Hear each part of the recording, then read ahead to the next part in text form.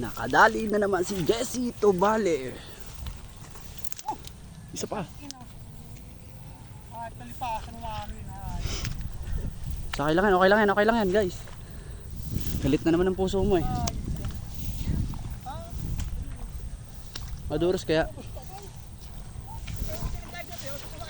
Ito yung pang-apat natin huli para sa tagumpay. Ito ang ating apat na panghuli. Kita naman natin mga idol yung gaano kalalaki mga nahuli nating ibon. Dito tayo mag-i-spot sa gilid ng kadamuhan na yan. Hinihingal na ako ah. So guys, sa lahat ng makikita yung lupain, hindi amin yan. Yan guys, sa lahat ng mga nakikita nyo lupain, hindi sa amin yan. Lahat ng natatanaw yung mga puno na yan, hindi rin sa amin yan. Kami ay mga nanguhuli lamang dito ng ibon sa lugar nila. Kami ay magawa man lang pampulutan. Kayang kahirap ang mga daanan dito mga idol sa gitna ng palayan. Yan, nabigyan mo lang yan. Yan.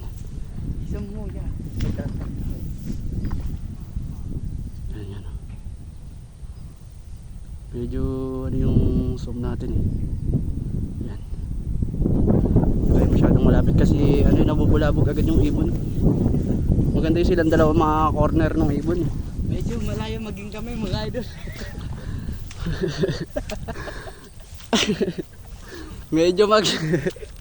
Medyo malayo maging kami. Mga idol. Random lang. Random vlog. Ay, nasa likod niya. Ayun o. Hey! Sayang. Nakaligtaan mga idol. Nakaligtaan mga idol. Ayan ang huli ni Jessie Tobale. Kadakol na.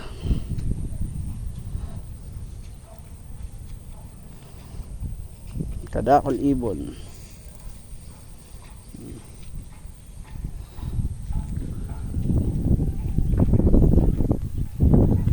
Kadakol ibon.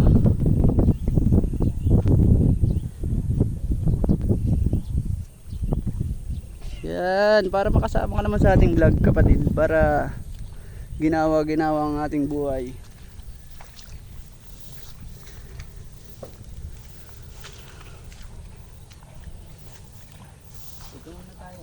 Lakad-lakad tayo rito.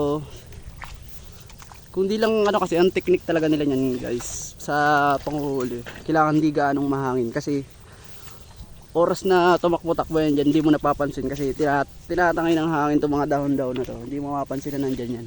Kaya minsan nakakaligtas talaga yung iba.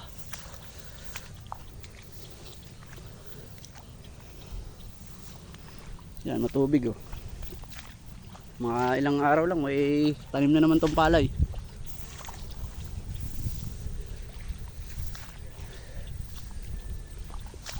Wala pa sa palay ngayon mga idol kasi basa pa ang tubig mga idol. Wala silang palay dahil basa pa yung mga tubig mga idol eh. Kung tuyo ang tubig, nandito sila ngayon lahat. Shoutout sa lahat na nagdisaka natin sa